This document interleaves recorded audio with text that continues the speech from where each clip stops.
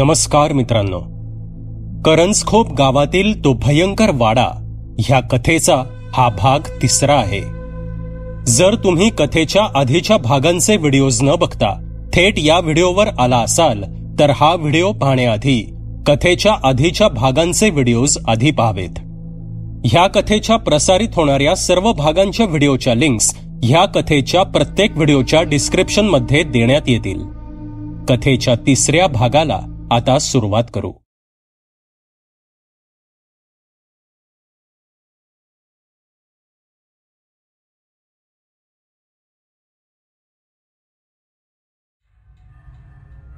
बंडोपंत आणि सखाराम यांची वाट बघता बघता कपिलला एक प्रकारची मरगळ आली होती आणि ती मरगळ झटकण्याचा एकच आवडीचा मार्ग होता, तो म्हणजे लिखाण करणं. तो चटकन उठला, वाड्याचा दरवाजा बंद केला आणि खोलीतल्या टेबलावर येऊन बसला. त्याने लिखाणाला सुरुवात केली आणि तो लिहित राहिला. काळाचं भान कधीच हरपलं. तो लिहितच राहिला आणि अचानक वरच्या मजल्यावर ती चिरपरिचित खडखड सुरू झाल्यानं तो दचकला. त्यानं घड्याळ पाहिलं. 8:30 होऊन गेले होते. आज बंडोपंत वाड्यावर आले नव्हते आणि वाड्याचं दार उघडून गावात जायची त्याची हिंमत नव्हती. म्हणजे पुन्हा आजची रात्र एकट्यालाच काढावी लागणार या विचारानं त्याचं अंग शहारलं. तो पटकन उठून स्वयंपाकघरातलं जेवण घेऊन आला आणि खोलीचं दार बंद केलं. ते थंड जेवण त्यानं तसंच खाल्लं आणि ती अखंड खडखड ऐकत तो पलंगावर तसाच पडून राहिला. खोलीतला दिवा आज त्याने बंद केला नव्हता. खूप वेळ तो झोपेची वाट पाहत तसाच पडून होता. खडखड अजिबात थांबत नव्हती. त्यानं घड्याळ पाहिलं. 12 वाजून गेले होते आणि वाऱ्याची एक झुळूक सबंध खोलीत पसरली. त्याने पाहिलं, खिडकी उघडी होती. तो उठला आणि खिडकी बंद करण्यासाठी टेबलाकडे गेला. तावदाने ओढताना त्यानं पाहिलं, आमराईतल्या विहिरीवर एक बाई बसली होती. खोलीतल्या दिव्याच्या अंधुक प्रकाशात ती दिसत होती आणि ती त्याच्याकडेच पाहत होती. तिचे केस मोकळे होते आणि पाय विहिरीत सोडून ती बसली होती. एक थंड शिरशिरी त्याच्या सर्वांगातून दवडून गेली. त्याचा श्वास गोठला. तो जागीच खेळून तिच्याकडे पाहू लागला. तशी ती हसली. तिचे हास्य फारच विकट आणि काळजाचा ठाव घेणारं होतं.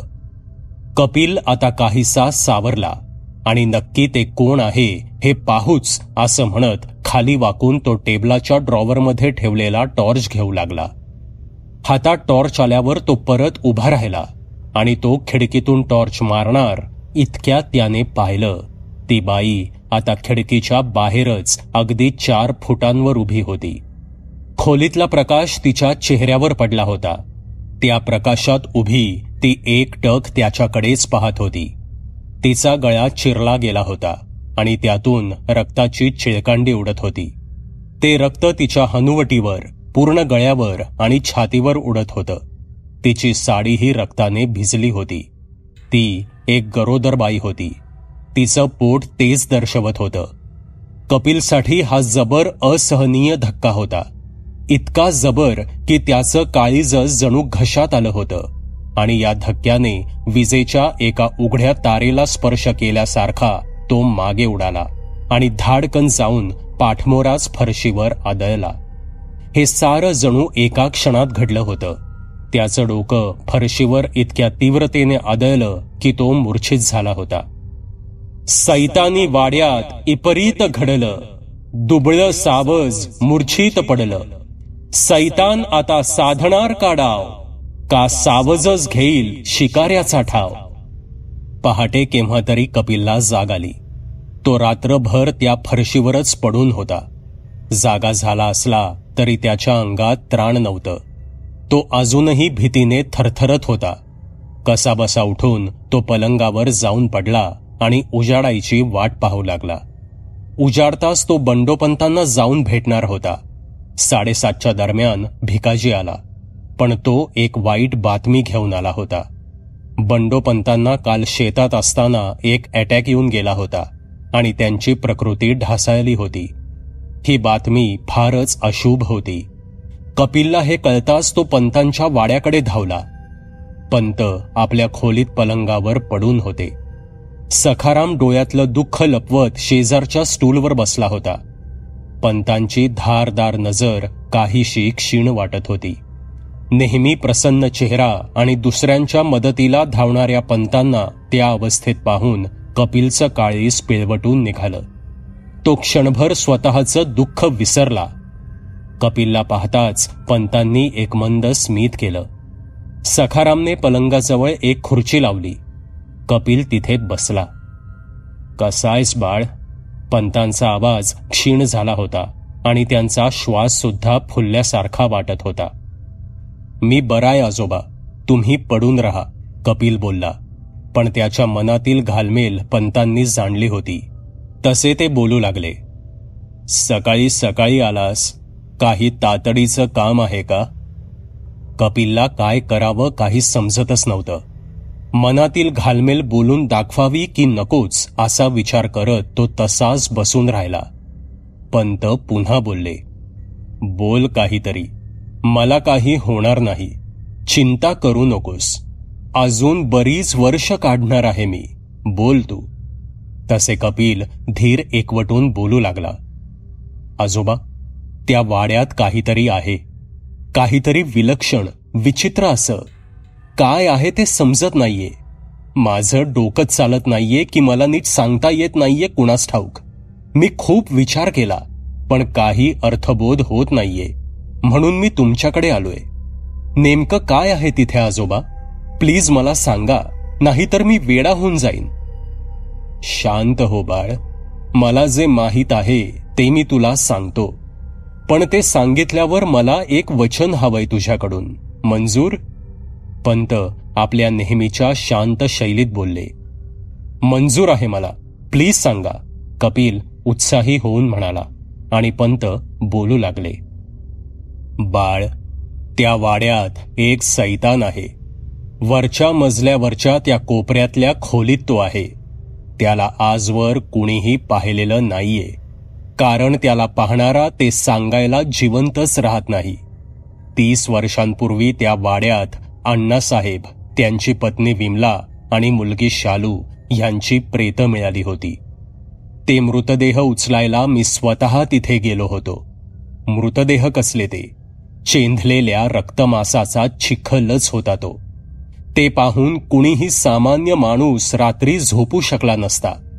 ज्यांनी ज्यांनी तो रक्ताचा सडा पाहिला ते सगळे वाड्याबाहेर पळाले. कुणीही तो चिखल पाट्यांमध्ये भरण्यास तयार नव्हतं. मी एकट्यानं ते मांस 4 पाट्यांमध्ये भरून वाड्याबाहेर काढलं होतं. कुणी म्हणत होतं की अण्णाने आपल्या परिवाराला संपवलं आणि स्वतःही मेला, तर कुणी म्हणत होतं हे एखाद्या दरोडेखोर टोळीचं काम आहे. पण काय घडलं, कसं घडलं, कुणालाच माहीत नव्हतं. अण्णांचा छोटा भाऊ बाळासाहेब त्यावेळी मुंबईत कॉलेजात होता. त्याचं लग्न त्यावेळी झालं नव्हतं. घरी हे तिघेच राहत होते. अण्णांचे अंत्यविधी करायला आलेल्या बाळासाहेबाने गाव सोडून जाताना मला एक बंद पाकिट दिलं. त्यावर माझं नाव लिहिलं होतं. ते हस्ताक्षर अण्णाचं होतं. त्याने सोबत वाड्याच्या किल्ल्याही दिल्या. आपल्या वडील बंधूच्या परिवाराची वाताहत बघून त्याचे या गावावरून मन उडालं. गेल्या 30 वर्षात तो एकदाच गावात येऊन गेला, तेही इथे माझ्या जवळ. त्या वाड्यात त्यानं पाऊल सुद्धा ठेवलं नाही. आपला भाऊ मेला. आता तो का, कसा मेला हे जाणण्यात त्याला कसलेही स्वारस्य नव्हतं. बाळासाहेबाला अजूनही त्या सैतानाबद्दल काहीही माहीत नाहीये. जेव्हा पुढच्या 8 दिवसात गावातील आणखी 5 बळी गेले, त्यावेळी गावाला त्या सैतानाबद्दल कळालं. सगळ्या देहांची अवस्था अण्णासारखीच झाली होती. तो रक्तमासाचा चिखल पाहता अण्णाच्या परिवाराला सुद्धा त्या सैतानानेच ठार केलं यात आता कसलीच शंका नव्हती. आणि तो सैतान त्यावेळी त्या अंधाऱ्या खोलीतून मुक्त होऊन पाठीमागील जंगलात गेला होता. तो सैतान कुठून कसा आला हे आजवर कुणालाही माहीत नाहीये. मग बाळासाहेबानं दिलेलं ते पाकीट मी पाहिलं. त्यात एक लाल रंगाची नोंदवही होती. त्यात मला कळालं की हा सैतान अण्णाच्याच घरी होता. कदाचित अण्णानेच त्याला त्या कोपऱ्यातल्या खोलीत जेरबंद केला असावं. पण तो सैतान कुठून आला, कसा आला, त्याबद्दल काहीही उल्लेख त्या वहीत नव्हता. पण एक महत्वाची गोष्ट त्या वहीत होती, ती म्हणजे रक्षा अनुष्ठान. सैतानाला पुन्हा त्या खोलीत जेरबंद करण्याचा विधी होता त्या वहीत. चुकून त्या अंधाऱ्या खोलीचं दार जर कुणी उघडलंच आणि तो सैतान मुक्त झालाच तर तो काळ बनून गावावर बरसणार होता. आणि तसा तो त्यावेळी बरसला सुद्धा होता. 9 दिवसात त्याने 8 बळी घेतले होते आणि तो त्या जंगलात मुक्त फिरत होता. मग मी धाडस करून लाल वहीत सांगितल्याप्रमाणे ते रक्षा अनुष्ठान केलं आणि तो सैतान त्या खोलीत जेरबंद झाला. 4 ते 5 तास लागतात त्या विधीला, पण तो एकमेव उपाय आहे त्या सैतानाला जेरबंद करण्याचा. 4 वर्षांपूर्वीही 2 भुरट्या चोरांनी पुन्हा त्याला मुक्त केलं होतं. त्या दोघांचीही अवस्था अण्णासारखीच झाली होती, पण 2 बळीत ते प्रकरण निभावलं. रक्षा अनुष्ठान करून त्याला जेरबंद करता येतं, पण नष्ट करता येत नाही. मी गेली 30 वर्ष जंग पछाडलं, पण अजूनही त्या नतदृष्टाला संपवण्याचा मार्ग मिळालेला नाहीये. पाकिटावर माझं नाव टाकून ते बंद करून ती वही अण्णाने आपल्या कपाटात ठेवली होती. त्या वहीत बाळासाहेबाला यातील काहीही सांगू नका असंही नमूद केलं होतं. अण्णाची ती शेवटची इच्छा होती असंच मी मानतो. त्यामुळे मी ते वचन आजही पाळलं आहे. बाळासाहेबाला मी अजूनही त्या सैतानाबद्दल काहीही कळू दिलं नाहीये. आता तूही मला एक वचन दे की तू मयूरला याबद्दल एक शब्दही सांगणार नाहीस. हे सर्व ऐकून कपिल सुन्नच झाला. त्याला या उत्तराची अपेक्षाच नव्हती. मुळात त्याचा प्रश्नच वेगळा होता. ही कहाणी रक्त गोठवणारी होती, जितकी भयंकर तितकीच किळसवाणी. त्या खोलीतून येणाऱ्या अखंड खडखडीचा अर्थ त्याला आता समजला होता. पण तो तर पंतांना त्या बाईबद्दल आणि मुलींबद्दल विचारत होता, आणि जे ऐकायला मिळालं ते फारच विचित्र, अभद्र असं काहीतरी होतं. काय बोलावं हेच त्याला सुचत नव्हतं. आणि पंत पुन्हा बोलू लागले. मी तुला काही न सांगता त्या अभद्र वाड्यात राहू दिलं, त्याबद्दल मला माफ कर. पण तुझ्या सुरक्षेसाठी आम्ही तो जिना बंद केला, आणि तू ज्या खोलीत राहतोस त्या खोलीचं दार आणि खिडकीत ज्या शुभ्र रेषा आहेत ते एक प्रकारचे अनुष्ठानच आहे. त्यामुळे कोणतीही अनिष्ट शक्ती त्या खोलीत येऊ शकत नाही. ती खोली म्हणजे जणू एक अभेद्य गडच आहे. ते अनुष्ठान सुद्धा अण्णानं केलं असावं. तू राहायला तीच खोली निवडलीस तेव्हा मी निश्चिंत झालो. कारण जोपर्यंत तू त्या खोलीत असशील तोपर्यंत तो सैतान तुझ्या वाट्याला जाऊ शकत नाही हे मला माहीत होतं. आता मला तुझ्याकडून एकच अपेक्षा आहे. इतके बोलून बंडोपंतांनी एक दीर्घ श्वास घेतला. काय आजोबा, सांगा मला, कपिल उद्गारला. तू हे गाव सोडून आजच निघ. ही लढाई तुझी नाहीये. आम्ही यात अडकलोय, तू अडकू नकोस. तुझ्या पुढे सारं आयुष्य पडलंय. तू निघून जा. त्या सैतानावर गेली 30 वर्षे गावाने पाळत ठेवली आहे, आणि कदाचित येणारी हजारो वर्ष हेच करावं लागणार आहे. यातून आमची सुटका नाहीये. येणारी हजारो वर्षे उशाशी मरण घेऊनच या गावाला जगावं लागणार आहे. गेली 30 वर्षे आम्ही हा लढा निकाराने लढतो आहोत, आणि पुढे सुद्धा लढत राहू. अमावस्या 2 दिवसांवर आली आहे. त्या कपटी सैतानाचा उच्छाद आता वाढणार आहे. तो जितका हिंस्र आहे त्यापेक्षाही जास्त कपटी आहे. तुझ्या जीवाला धोका आहे बाळ, तू निघ, बंडोपंत म्हणाले. कपिल अजूनही सुन्नच होता, आणि भानावर येत काही आठवून तो म्हणाला, आजोबा, अण्णांना तर एकच मुलगी होती, बरोबर ना? हो, बरोबर, पंत म्हणाले. त्यांच्या पत्नी मेल्या तेव्हा गरोदर होत्या का? कारण एका गरोदर स्त्रीला मी काल रात्री वाड्यामागे पाहिलं. तिचा गळा चिरून तिला मारलं गेलं असावं. आणि वाड्यात मला रात्री एक नव्हे तर 2 किशोरवयीन मुली सुद्धा दिसल्या, कपिल म्हणाला. त्यावर पंतांनी सखारामला इशारा केला. तसे सखाराम एक फोटो फ्रेम घेऊन आला. तो एका कुटुंबाचा कृष्णधवल फोटो होता. त्यातली एक महिला आणि मुलगी दाखवत पंतांनी विचारलं, ही बाई आणि मुलगी दिसली का तुला? कपिलने तो फोटो जवळ घेऊन निरखून पाहिला. ही वेगळी स्त्री होती आणि मुलगी ही ती नव्हती. नाही आजोबा, या दोघी वेगळ्याच आहेत, ह्या त्या नव्हेत, कपिल म्हणाला. पंतांनी दाखवलेला फोटो हा विमलाबाई आणि शालूचा होता. पण कपिलला दिसलेली ती बाई आणि मुलगी ही नव्हती आणि ती दुसरी मुलगीही एक कोडच होतं. त्याला उकल होण्याऐवजी आपण जणू अजूनच अडकत जातोय असंच काहीसं वाटलं. आता पंतही काहीसे चिंतित होते, कारण अशा कोणत्याही व्यक्ती त्या वाड्यात मेल्याचं त्यांच्या ऐकिवात नव्हतं. हे एक प्रकरण त्यांच्यासाठी सुद्धा आता एक कोडं बनलं होतं. आता एक शेवटचा प्रश्न आजोबा, तुम्ही कधी त्या सैतानाला मारण्यासाठी प्रयत्न केलाय का? कपिलने विचारलं. यावर ते क्षीण हसले आणि उद्गारले, बाळ, ते इतकं सोपं असतं तर मी केव्हाच केलं असतं. एकदा का ते दार उघडलं की त्या सैतानासमोर उभं राहणं म्हणजे साक्षात मृत्यू. मी एखादा विधी करून त्याला संपवता येईल का यासाठी खूप प्रयत्न केले, पण यश आलं नाही. माझा एक मित्र होता, गंगाधर शास्त्री नावाचा, पेणला राहायचा. आता तो हयात नाहीये. त्याला काळी विद्या, भानामती या प्रकाराबद्दल बरीच माहिती होती. मी त्याच्याशी एकदा सल्लामसलत केली होती. त्याने मला सांगितलं होतं की अशा अघोरी शक्तींचा वास हा कुठल्या तरी वस्तूत असतो, अशा वस्तूत जी त्याला फार जवळची असते, जी वस्तू त्या सैतानाच्या उत्पत्तीचं कारण असू शकतं. ती वस्तू दहन केल्यास ती शक्ती सुद्धा नाहीशी होते. ज्यावेळी हा सैतान पहिल्यांदा सुटून जंगलात गेला होता त्यावेळी मी तो वाडा खंगाळून काढला होता, पण ती वस्तू मला मिळाली नव्हती किंवा मला ती दिसूनही कळाली नसावी. त्यावेळी मी ती अंधारी खोली सुद्धा तपासली होती. मिळालेल्या बऱ्याच संशयास्पद वस्तू मी जाळूनही पाहिल्या होत्या, पण यश हाती आलं नाही.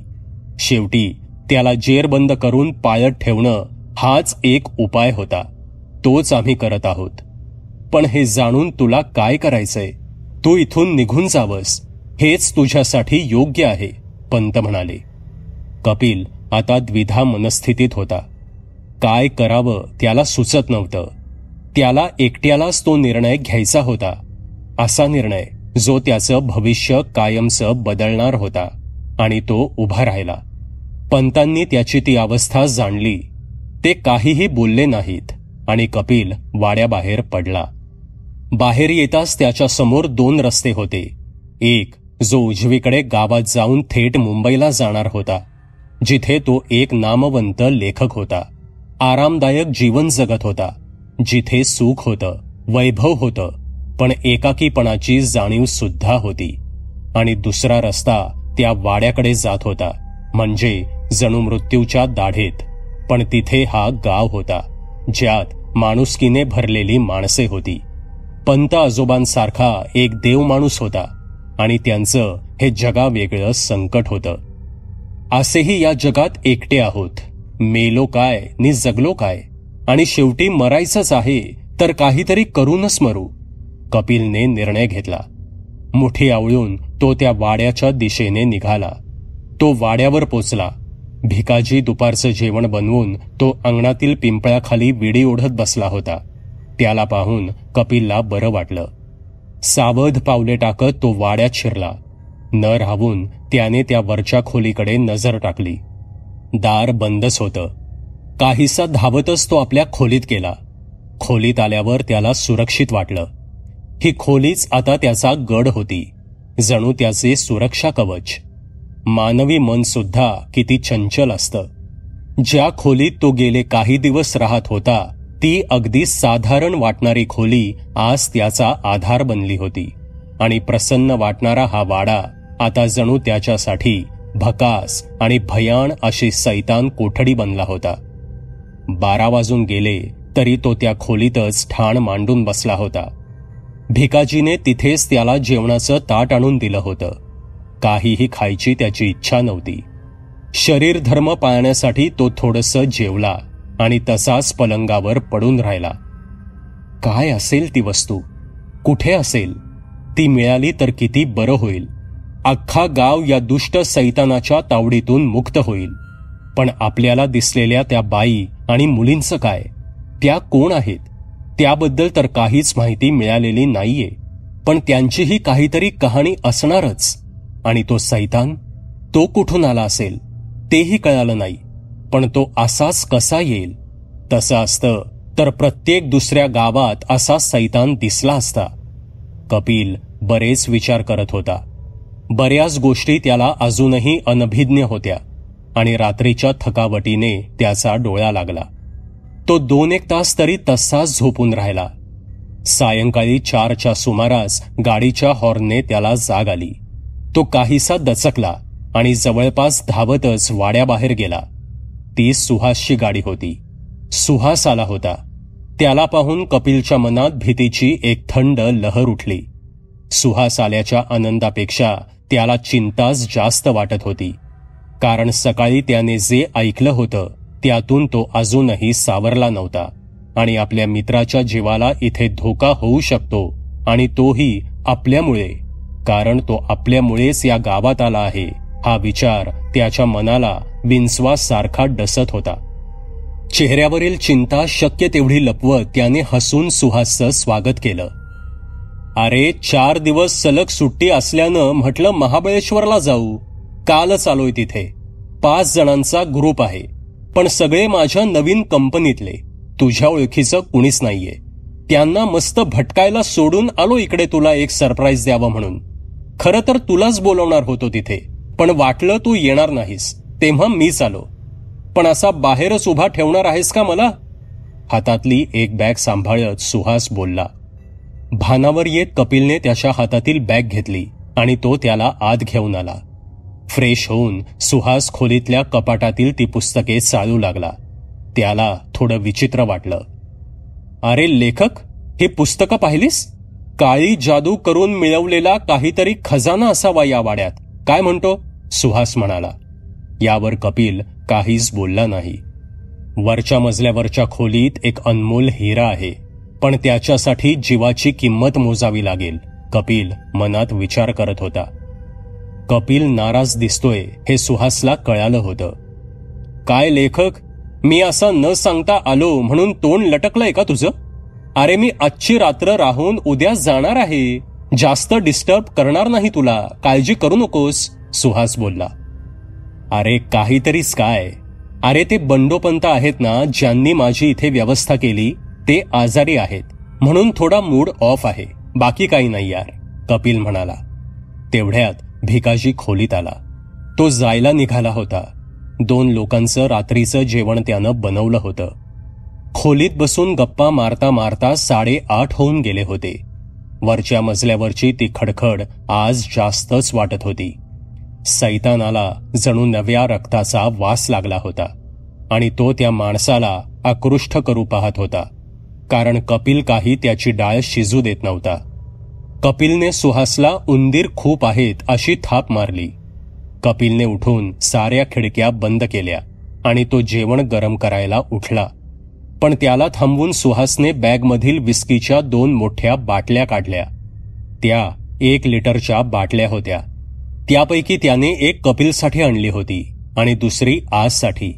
ते पाहून कपिल स्वयंपाकघरातलं जेवण आणि पिण्याचं पाणीही घेऊन आला. परत काळोखात तिकडे बाहेर जायला नकोच असा विचार करून त्यांचा कार्यक्रम सुरू झाला.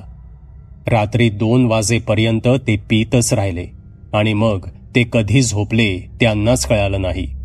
सकाळी भिकाजीच्या आवाजाने कपिल जागा झाला. 7 वाजले होते. सुहास मस्त झोपला होता. कपिलने पेंगतच दार उघडलं आणि भिकाजी म्हणाला, पंतासनी लय झालंय. सखारामनं तुमासनी गाडी घेऊन बोलवलंय. ते ऐकून कपिल धावतच खोलीत गेला आणि गाडीची किल्ली घेतली. सुहास अजून सुद्धा झोपला होता. त्याला जागं न करता कपिल गाडीकडे धावला.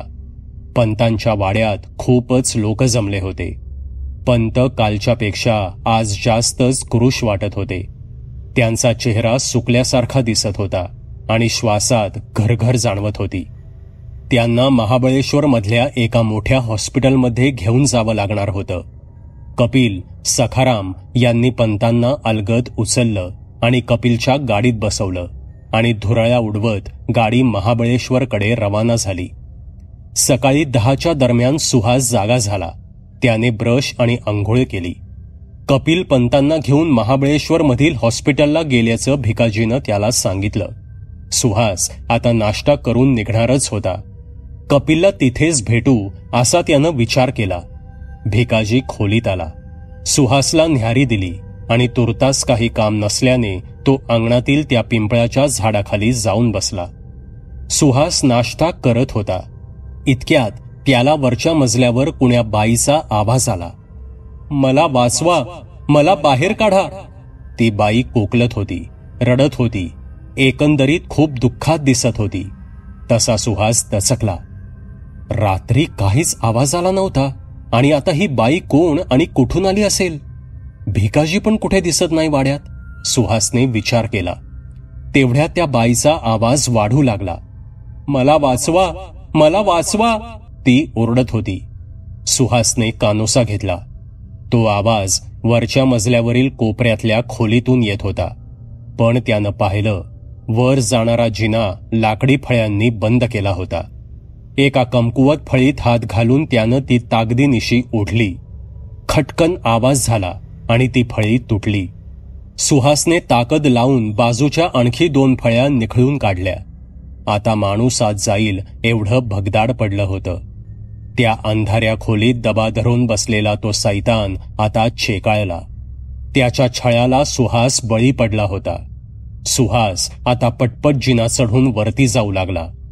फळ्या निखळलेल्या आवाजाने दचकलेला भिकाजी घाबरतच वाड्यात आला. त्यानं पाहिलं की वर जाणाऱ्या जिन्याला ठोकलेल्या फळ्या निखळलेल्या आहेत. भिरभिरत्या नजरेने त्यानं पाहिलं. सुहास आता त्या खोलीसमोर उभा होता. भिकाजीने जीवाच्या आकांताने दाराकडे धूम ठोकली. त्याला तसा पळताना सुहासने पाहिलं. आत ती स्त्री हमसून हमसून रडत होती.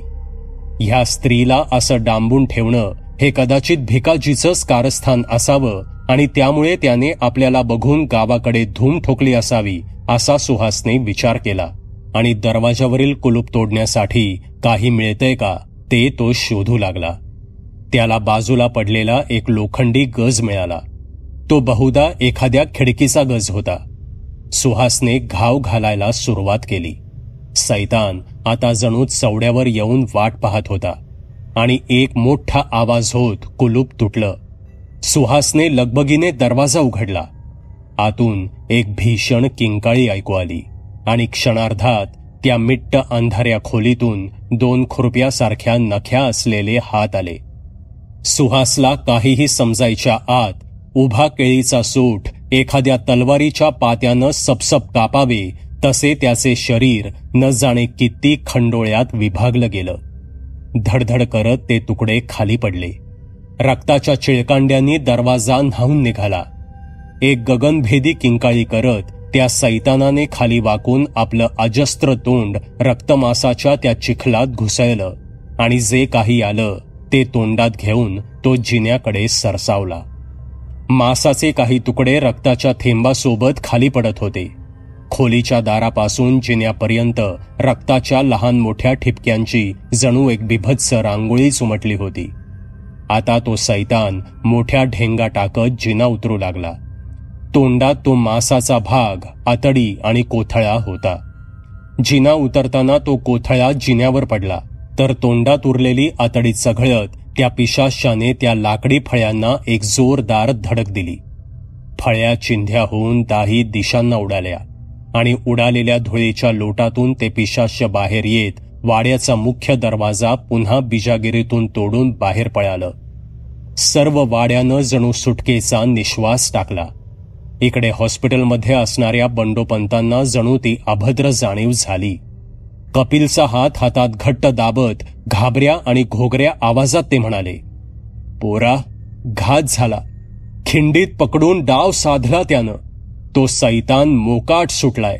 मला परत गावात जावं लागेल.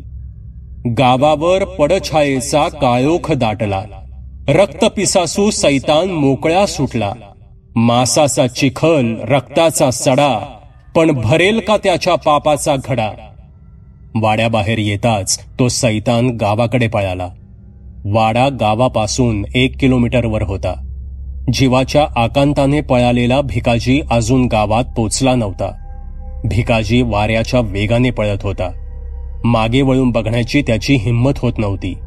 आता तो गावाच्या अगदी जवळ पोचला होता आणि इतक्यात मागून येणाऱ्या त्या सैतानी पंजांनी इतका घातक वार केला की पळणाऱ्या भिकाजीचे 3 तुकडे झाले. तुटलेलं मुंडकं बाजूच्या शेतात भिरकावलं गेलं. आता तो सैतान गावाच्या चौकात उभा होता. हृदयाचा थरकाप उडवणारी एक भीषण किंकाळी देत चौकात असलेल्या प्रत्येकावर तो काळ बनून बरसू लागला. आपल्या धारदार नख्यांनी त्यानं दिसेल त्याची खांडोळी करायला सुरुवात केली. लोक जीवाच्या आकांताने पळत होते. रस्त्यात येणाऱ्या प्रत्येकाला त्याच्या धारदार नख्यांचा सामना करावा लागत होता. जे लोक घरात होते त्यांनी धडाधड दारं खिडक्या बंद करायला सुरुवात केली. लोकांना काय करावं हे सुचत नव्हतं. जवळजवळ तासभर हा मृत्यूचा तांडव सुरू होता. अचानक तो सैतान जंगलाच्या दिशेने वळाला आणि क्षणार्धात नाहीसा झाला. तो निघून गेला तरी तासभर कोणीही घरातून बाहेर आलं नाही. तो नक्की गेला आहे की नाही लोकांना हेच कळत नव्हतं. हिम्मत करून काही गावकरी बाहेर आले. सगळ्या रस्त्यावर रक्तमासाचा चिखल झाला होता. तुटलेले हातपाय इतरत्र विखुरले गेले होते. नक्की किती लोक मेले याचा अंदाज येणं कठीण होतं. गावाच्या रस्त्यावरून जणू रक्ताचे पाट वाहू लागले होते. तिकडे बंडोपंतांना त्या हॉस्पिटलमध्ये अजिबात चैन पडत नव्हतं. मला इथून लवकर सोडा. पंतांनी डॉक्टरांच्या मागे तगादा लावला होता, पण त्यांची प्रकृती पाहता डॉक्टर त्यांना सोडायला तयार नव्हते आणि शेवटी हातात लावलेल्या सलाईनच्या पाईप उपसून ते हॉस्पिटलच्या बेडवरून उठले आणि बाहेर पडण्यासाठी गोंधळ करू लागले. वैतागलेल्या डॉक्टरांनी त्यांना काही औषधं लिहून दिली आणि जायला सांगितलं. कपिलची अवस्था फारच बिकट झाली होती. तो सुहासला सतत फोन करत होता, पण काहीच उत्तर मिळत नव्हतं. त्या सैतानाला नेमकं कोणी सोडलं असावं हा फार महत्वाचा प्रश्न होता. सुहासच्या काळजीने कपिल दिग्मूढ झाला होता. सखारामच्या आवाजाने तो भानावर आला. त्याला पंतांना घेऊन आता गावात जायचं होतं. हॉस्पिटलमधून बाहेर पडून ते गाडीत बसले आणि वाऱ्याच्या वेगाने गाडी करंजखोपकडे निघाली. बंडोपंत पूर्ण वेळ गाडीत शांत बसून होते. आपल्या गावाच्या चिंतेने जणू ते अबोल झाले होते. सैतान मोकळा सुटला आहे. तो गावात तर आला नसेल ना? पण आला असेल तर? हा विचार काळजाचा थरकाप उडवणारा होता. गाडी अगदी वेगाने गावाकडे निघाली होती आणि पुढील अर्ध्या तासात गाव दृष्टीस पडू लागला. गाव एखाद्या भेदरलेल्या हरणासारखा अंग चोरून उभा असल्याचा भास होत होता. गाव जसा जवळ आला तसा बाया बापड्यांच्या रडण्याच्या आवाजाने जणू काळीस चिरलं जाऊ लागलं. गावात अकांड तांडव सुरू झालं होतं. कपिलची गाडी आता चौकात येऊन थांबली. नव्हे, ती थांबवावी लागली. कारण चौकात सर्वत्र मानवी अवयवांचा खच पडला होता. जणू सैतानाने गावात रक्ताने होळी खेळली होती. गाडी थांबली तरी बंडोपंतांना गाडीतून खाली उतरायची हिंमत होत नव्हती. ज्या गावावर त्यांनी एवढं प्रेम केलं त्या गावातल्या लेकरांचा असा बिभत्स अंत कोण पाहू शकणार? कपिलला तर ते दृश्य पाहून उलटी झाली. सखाराम मात्र एखाद्या निर्ढावलेल्या गुन्हेगारासारखा ते मानवी अवयवांचे तुकडे न्याहाळत उभा होता. पंत जसे गाडीतून खाली उतरले तसे रडणाऱ्या गावकऱ्यांनी त्यांना घेराव घातला. रडणारे गावकरी आशेने पंतांकडे बघत होते आणि पहिल्यांदाच कपिलने सुद्धा पंतांना रडताना पाहिलं. हे दृश्य मन हेलावून टाकणारं होतं. नेहमीच हिमालयासारखा उत्तुंग असणारा हा माणूस आज धाय मोकलून रडत होता. ते पाहून कपिलला सुद्धा रडू आवरलं नाही. इतक्यात अण्णांच्या वाड्यामागील जंगलातून एक बिभत्स किंकाळी ऐकू आली. तसे सगळेच भानावर आले. पंतांनी स्वतःला सावरलं आणि ते बोलू लागले. जे घडायचे ते घडलंय. आता जास्त दुःख न करता आपल्याला यातून मार्ग काढावा लागेल. सगळ्यांनी आपापल्या घरी जा. दारं खिडक्या बंद करून घ्या. कोणीही बाहेर पडू नका. येणारी रात्र ही वैऱ्याची आहे. कोणताही धोका पत्करून चालणार नाही. आपली पिढी टिकवण्यासाठी आणि या गावाच्या भविष्यासाठी आपल्याला जगावं लागेल. त्वरित घराकडे निघा. वेळ दवडू नका. तो सैतान जंगलात गेला आहे, पण तो कधीही गावात येऊ शकतो हे विसरू नका. मी परत आलोय. वाड्यावर पोचताच मी रक्षा अनुष्ठान सुरू करेन. तोपर्यंत कोणीही घरातून बाहेर यायचं नाही. चला निघा आता. पंत, सखाराम आणि कपिल गाडीत बसले आणि गाडी थेट पंतांच्या वाड्याकडे निघाली. गाडीतून उतरताच पंत धावतच वाड्यात शिरले. आपल्या खोलीत जाऊन त्यांनी ती लाल वही कपाटातून बाहेर काढली. तोपर्यंत सखारामने यज्ञ पेटवला होता. पंत ती वही हातात घेऊन यज्ञासमोर बसले आणि त्यांनी रक्षा अनुष्ठान सुरू केलं. पण त्यांचा आवाज आता काहीसा क्षीण झाला होता. त्यात ती नेहमीची जरब नव्हती. मंत्रोच्चार सुरू होताच तिकडे जंगलातला तो सैतान काहीसा विचलित होऊ लागला. पंतांचं मंत्रपठण सुरू होतं, पण अधेमध्ये त्यांना धाप लागत होती. जसजसा वेळ जात होता तसा पंतांचा आवाज अधिकच घोगरा आणि क्षीण वाटू लागला होता. त्या सैतानावर रक्षा अनुष्ठानाचा योग्य तो असर होत नव्हता, कारण तो नेहमीच्या वेगाने अण्णांच्या वाड्याकडे खेचला जात नव्हता. पंतांनी घसा साफ करत मंत्राचा वेग वाढवला आणि अचानक त्यांना जोराचा ठसका लागला. त्यांचा जणू श्वासच अडकला. खोकल्याची अशी जोरात उबळ आली की पुढचे 3-4 मिनिटं ते खोकतच राहिले. रक्षा अनुष्ठानात बाधा आली आणि त्या सैतानावर जो काही परिणाम झाला होता तो नाहीसा झाला. आता अनुष्ठान पुन्हा सुरू करावं लागणार होतं. श्वास काहीसा स्थिर झाल्यावर पंतांनी पुन्हा अनुष्ठान सुरू केलं, पण यावेळी त्यांचा आवाज अजूनच क्षीण वाटत होता. त्यांच्या घशात अखंड घरघर सुरू झाली होती. त्यांची ती अवस्था पाहून कपिलने त्यांना थांबवलं, पण पंत ऐकण्याच्या तयारीत नव्हते. शेवटी जबरदस्ती करत सखाराम आणि कपिलने त्यांना तिथून उठवत पलंगावर नेऊन झोपवलं. रक्षा अनुष्ठान होऊ शकलं नव्हतं. पाणावलेल्या डोळ्यांनी पंत म्हणाले, बाळा, आता काय होणार आहे देव जाणे. आजची रात्र काळ रात्र ठरणार आहे. सैतान मोकाट आहे आणि 30 वर्ष भुकेलेल्या त्या पिशाशाला रक्ताची चटक लागली आहे. तो केव्हाही गावात येऊ शकतो. अण्णांच्या त्या वाड्यात कुठली तरी वस्तू आहे ज्यामध्ये त्या सैतानाचा अंत लपला आहे. आजवर तू खूप हिंमत दाखवली आहेस आणि त्याच हिमतीची आज गरज आहे. तुला माझ्यासाठी आणि या गावासाठी त्या वाड्यात जावं लागेल आणि ती वस्तू शोधावी लागेल. माझी प्रकृती पाहता रक्षा अनुष्ठान मी लवकर करू शकत नाही. आता तूच या गावाचा एकमेव सहारा आहेस. त्या वाड्यात जा आणि ती वस्तू शोध. तो सैतान आता लगेच गावात येईल असं वाटत नाही. कदाचित तो रात्री येईल. तू लवकर निघ आणि कसलाही धोका जाणवला तर अण्णांच्या त्या खोलीत आसरा घे. त्या खोलीत असताना तो सैतान तुझ्या केसालाही धक्का लावू शकत नाही. काळजी घे. लवकर निघ. देव तुला सहाय्य करो. आता ती वेळ आली होती काहीतरी करून दाखवण्याची.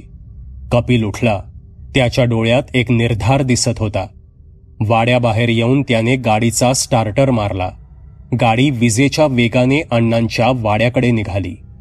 गाडीतून उतरताच त्याने कानोसा घेतला. वाडा आणि आजूबाजूचा परिसर शांत होता. काहीसा पळतच तो वाड्याच्या त्या तुटलेल्या दारातून आत शिरला आणि थेट अण्णांच्या खोलीत जाऊन थांबला. खोलीत पोचल्यावर त्याला थोडं बरं वाटलं.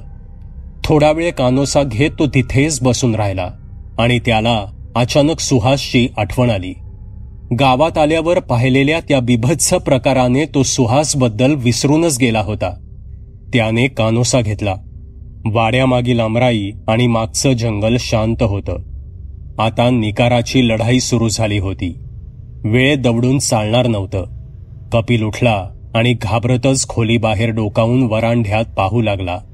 वरांढा शांत होता. खोलीतून बाहेर वरांढ्यात येत तो हळूहळू त्या जिन्याच्या दिशेने निघाला. जिन्याच्या आजूबाजूला तुटलेल्या फळ्यांचे तुकडे विखुरले होते. ते पाहत तो जिना चढू लागला. जिना चढत असताना एका पायरीवर तो थबकला. तिथे एक रक्तमासाचा गोळा पडला होता. त्यावरील रक्त सुकून गेलं होतं. आता तो जिना चढून वर आला. जिन्यापासून ते अंधाऱ्या खोलीपर्यंत जणू रक्ताची रांगोळी होती. कानोसा घेत घाबरत घाबरत तो त्या खोलीच्या दारापाशी आला. समोरचं दृश्य पाहून त्याला दरदरून घाम सुटला. खोलीचे दोन्ही दरवाजे रक्ताने न्हाऊन निघाले होते. उडालेलं हे रक्त कोणाचं असावं? भिकाजी? पण तो तर वाड्यात थांबत देखील नाही. बाहेर पिंपळाच्या झाडाखाली जाऊन थांबतो. तो या खोलीपर्यंत येणं अशक्य आहे. मग हे सुहासचं रक्त आहे? हो, हा सुहासच आहे. आपल्या चुकीमुळे आपला जवळचा मित्र आपण गमावलाय, असे विचार कपिलच्या मनात येऊन जात होते. ही जाणीव फारच वेदनादायी होती. पण कपिलला दुःख करण्यासाठी वेळ नव्हता. डोळ्यात अंगार साठवत तो चोहीकडे पाहू लागला. त्याला आता त्या सैतानाचा भयंकर राग आला होता आणि कसल्याशा वासाने तो भानावर आला. त्या खोलीतून एक घाणेरडा दर्प येत होता. हिम्मत करून तो त्या खोलीत शिरला. त्या खोलीत 2 लाकडी कपाटे होती. बाकी पूर्ण खोली रिकामी होती. खोलीत बाकी कसलीच अडगळ दिसत नव्हती. त्याने पटपट जाऊन ती कपाटं उघडून पाहिली. दोन्ही कपाटं रिकामी होती. त्यात काहीही नव्हतं. त्याने खोलीचे 4ही कोपरे तपासले. एक वेळ छतावरून सुद्धा नजर मारली, पण कोणतीही वस्तू त्याला दिसली नाही. तो वेड्यासारखं चुहीकडे पाहू लागला. तो पुन्हा त्या कपाटाजवळ गेला आणि त्याने पुन्हा कपाटं उघडली आणि पाहिलं. आत काहीही नव्हतं. होती फक्त ती लाकडी कपाटं आणि एक घाणेरडा दर्प. पूर्ण खोली तपासून झाली आहे ही खात्री झाल्यावर तो झरझर चालत बाहेर आला आणि रक्तमासाचा तो चिखल तुडवत अण्णांच्या खोलीत येऊन बसला. वरच्या त्या अंधाऱ्या खोलीत काहीतरी सापडेल ही त्याची आशा फोल ठरली होती. ती एकमेव खोली होती जिथे काहीतरी सापडेल आणि त्या सैतानावर विजय मिळवता येईल असं कपिलला वाटलं होतं. पण त्याचा भ्रमनिरास झाला होता. समोर काहीच मार्ग दिसत नव्हता. सायंकाळचे 7 वाजून गेले होते. बाहेरचा काळोख खायला उठत होता आणि इतक्यात त्या जंगलातून एक जबर गुरगुर ऐकू येऊ लागली. कपिलचं अंग थरथर कापू लागलं. त्याच्या सर्वांगाला घाम सुटला. हा सैतान आता वाड्यात येईल का थेट गावाकडे जाईल? कुणालाही याची कल्पना नव्हती. आपल्या धडपडणाऱ्या काळजावर नियंत्रण ठेवत कपिल विचार करत होता, पण काहीच मार्ग सुचत नव्हता. जोपर्यंत ती वस्तू मिळणार नाही तोपर्यंत या सैतानाचा अंत होऊ शकत नाही. पण हा सैतान असाच मोकाट राहिला तर अजून किती बळी घेणार देव जाणे. कपिल विचार करत होता. उभ्या गावावर जणू एक सैतानी पडछाया पसरली होती आणि ती जणू गाव गिळंकृत करू पाहत होती. कपिलला लवकरच काहीतरी करावं लागणार होतं, पण काय करायचं हे माहीत असूनही ती वस्तू न मिळाल्यानं तो हतबल झाला होता. आपला जवळचा मित्र गमावल्याने सुडाच्या भावनेने पेटून उठलेलं त्याचं मन आता एका नैराश्याच्या गर्तेत सापडलं होतं. रात्रीचे 9 वाजत आले होते. जंगलातली ती सैतानी गुरगुर वाढत चालली होती. काय करावं कपिलला काहीच सुचत नव्हतं. तो सैतान आता केव्हाही गावावर धडकणार होता आणि पुन्हा तो रक्तमासाचा खेळ खेळणार होता. हे सर्व थांबवायला हवं, पण कसं, हा एकच प्रश्न त्याला सतावत होता. शरीराची होणारी अखंड थरथर सांभाळत कपिल वेड्यासारखा त्या खोलीत चक्रा मारत होता. आता त्याची बडबड चालू झाली होती. हे थांबवायलाच हवं, काहीतरी करायला हवं, पण कसं करावं, काय करावं, काहीच समजत नाहीये. काय असेल ती वस्तू, कुठे शोधावं काहीच समजत नाहीये. हे सर्व माझ्यामुळेच झालंय. जर मी या गावात आलोच नसतो तर सुहास सुद्धा आला नसता आणि त्याच्याकडून ते दार उघडलंच गेलं नसतं. मी माझ्या मित्राला तर गमावलंय आणि या गावावर सुद्धा हे पिशाच्य मोकळं सोडलंय. मीच आहे गुन्हेगार. हे सगळं माझ्यामुळेच होतंय. मला जगण्याचा काहीही अधिकार नाहीये. तो सैतान जर गावाकडे चालला असेल आणि त्या निष्पाप गावकऱ्यांचा जीव घेणार असेल तर त्यांच्या आधी त्याला मला मारावं लागेल. हो, मला मरावंच लागेल. माझ्या चुकीमुळेच इतक्या लोकांचा बळी गेलाय. मला जगण्याचा कसलाही अधिकार नाही. मला जगण्याचा कसलाही अधिकार नाही. मरावंच लागेल. मला मरावंच लागेल. असे बोलून त्याने आपल्या खोलीचं दार उघडलं. वरांढ्यात मिट्ट काळोख होता. आता तो खोलीतून बाहेर पडून वाड्यामागील त्या जंगलाकडे जाणार होता. स्वतःला त्या सैतानाच्या दाढेत देणार होता. त्याने पक्का विचार केला होता. त्याने जणू पराभव स्वीकारला होता.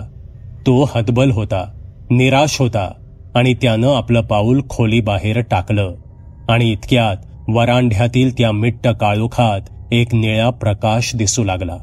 आणि त्या निळ्या प्रकाशात एक आकृती चमकली आणि एक रुबाबदार आवाज ऐकू आला. ते पाऊल मागे घे आणि खोलीत जा. त्या आवाजाने जणू भोवतीच्या त्या मिट्ट काळोखात तरंग उमटले. हवा थरथरली. कपिलच्या धामण्यातील रक्त सळसळलं. काहीसा दचकून कपिल मागे सरकला आणि जणू खेळल्यासारखा तिथेच उभा राहिला. वरांढ्यात काहीतरी चमकत होतं. जमिनीपासून अंदाजे 3-1 फूट उंच अधांतरी काहीतरी दिसत होतं. एक विलक्षण निळा प्रकाश पसरला होता आणि त्या प्रकाशात एक मानवी आकृती चमकू लागली. चेहरा नीट दिसत नव्हता, पण फेटा, अंगावरील कोट, सदरा आणि धोतर धुसर दिसत होतं. तो एक पुरुष होता. त्याच्या आवाजात एक भलतीच जरब होती. ती वेशभूषा असणारा व्यक्ती कुठेतरी पाहिला होता, पण कुठे पाहिला होता हे कपिलला आठवत नव्हतं. पण आता समोर उभा असणारा तो व्यक्ती म्हणजे व्यक्ती नसून एक प्रेत आत्मा आहे हे कपिलनं जाणलं. त्याला कुठे पाहिलं आहे हे आठवण्याचा कपिल प्रयत्न करू लागला. इतक्यात ती आकृती भरदार आवाजात बोलली, मी अण्णासाहेब इनामदार, या वाड्याचा मालक. मला तुला काहीतरी सांगायचं आहे. सबस्क्राईब करा एटी स्टोरी टेलर चॅनलला आणि बेल आयकन दाबून ऑलवर क्लिक करा आमचे व्हिडिओज सगळ्यात आधी बघण्यासाठी.